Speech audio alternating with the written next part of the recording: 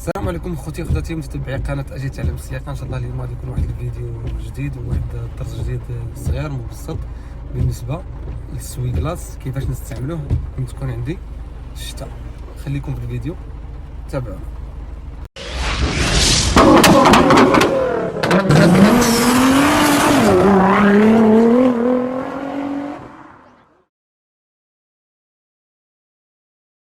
هانتوما هنايا دابا ملي كتكون عندي الشتاء وكتكون مجهده، هانتوما شوفوا الباربريز راه فيه الشتاء دابا، والباربريز اللوراني. هنا باش غادي نستعمل السوي كلاس، عندي هنايا في هاد الجهه ديال اليمين هادي كتكون ديال السينيال، وهادي ديال الجهه ديال السوي كلاس، هي كتكون مكتوبه هنايا مرسومه.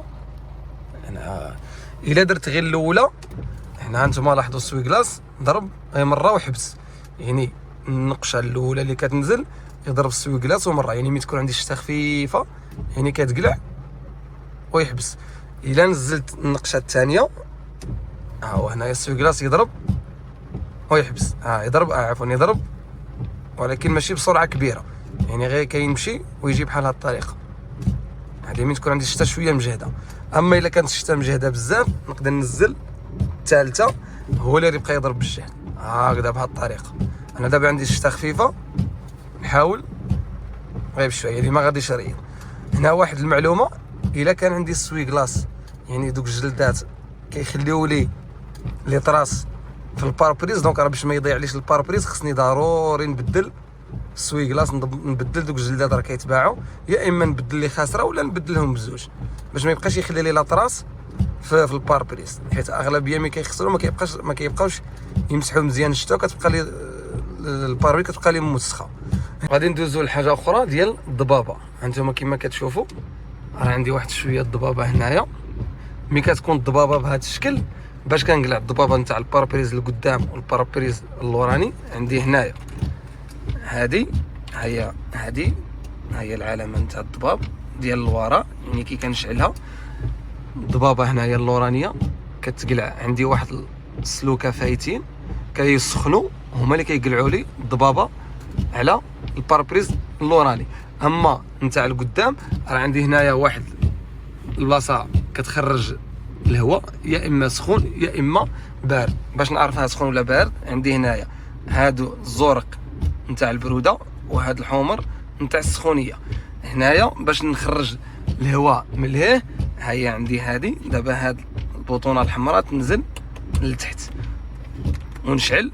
هنايا راه عندي الزيرو الان دو طروا على حساب شحال بغيت انا. الا درتها الان هي، الا درتها للكاط هانتوما سمعوا كيخرج دابا الهواء من تما. انا الا بغيت نقص ندير غير زوج، نخليها غير بزوج كيبدا يخرج.